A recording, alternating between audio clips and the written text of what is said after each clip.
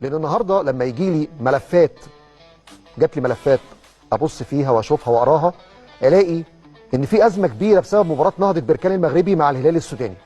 ازمه كبيره جدا على فكره، مش ازمه صغيره، ازمه كبيره. والازمه الكبيره مش نتيجه ان في حاجه نادي من الاثنين عمل حاجه غلط، لا خالص. الازمه بسبب الاتحاد الافريقي وقراراته العكسيه. انا مش قادر اتخيل لغايه اللحظه دي وانا ببص في الورق، ورق رسمي يعني بالقرارات رسميه صدرت من لجنه الانضباط بايقاف لاعب في نهضه بركان نتيجه ان العينه بتاعته ثبتت ان هي ايجابيه في المنشطات. والعينه دي بالمناسبه مش بياخد منشط عشان الكفاءه البدنيه، لا، عشان برضو ايه ما نظلمش اللعيب. هي العينه طلعت ايجابيه لان هو خد دواء برد، فدواء البرد ده فيه ماده محظوره، فبالتالي بتطلع في العينه ايجابيه، فبالتالي هنا بتعاقب. طب بتعاقب بايه؟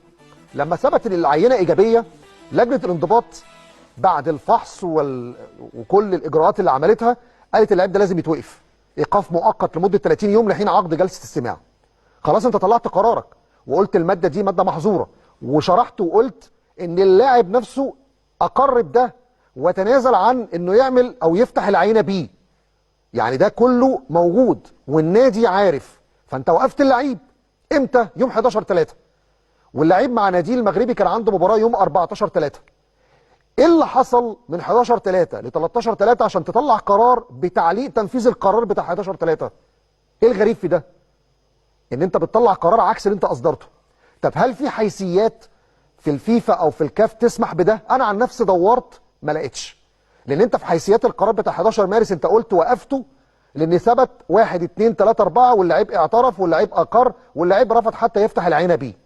طبعا الهلال السوداني عنده كل الادله دي واشتكى وقال لك ده لعيب شارك ومشاركته باطله، وهو طبعا مشاركته باطله بناء على وجهات نظرهم ان ما كانش ينفع يتعلق القرار او يتعلق تنفيذ القرار ويلعب. دي وجهه نظرهم. فبالتالي انا مش قادر افهم ايه الفكره ان لجنه الانضباط تطلع قرار وتتراجع فيه. وكان فين ده مع النادي الاهلي لما طعن على قرارات لجنه الانضباط والناس هناك قالت لك لا مش هنبص على الاستئناف دلوقتي، والقصه الشهيره بتاعت رئيس الاتحاد التونسي اللي موجود في لجنه الاستئناف عشان ما يطلعش قرار بحضور جمهور حتى لو بنسبه معينه عشان الاهلي هيلاعب الترجي في الماتش اللي بعديه.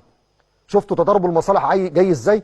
لكن قصه الهلال ونهضه بركان صدقوني والله يا جماعه ملف مهم جدا وقضيه كبيره جدا هتكشف لك مدى المشاكل اللي موجوده في الهيئات القضائيه. واحنا لازم نركز في الحاجات دي عشان اللي جاي. ما هي الناس دي لو استمرت بنفس السياق ده معنى كده ان في ناس ممكن شيل القضيه دي، لا راجع لي القضيه دي، لا علق القرار ده، لا نفذ القرار ده. لا ده كده في تضارب مصالح وكده في يعني ادنى درجات الشفافيه والنزاهه في الماتشات مش موجوده. فده ملف خطير محدش في مصر بيتكلم عليه خالص.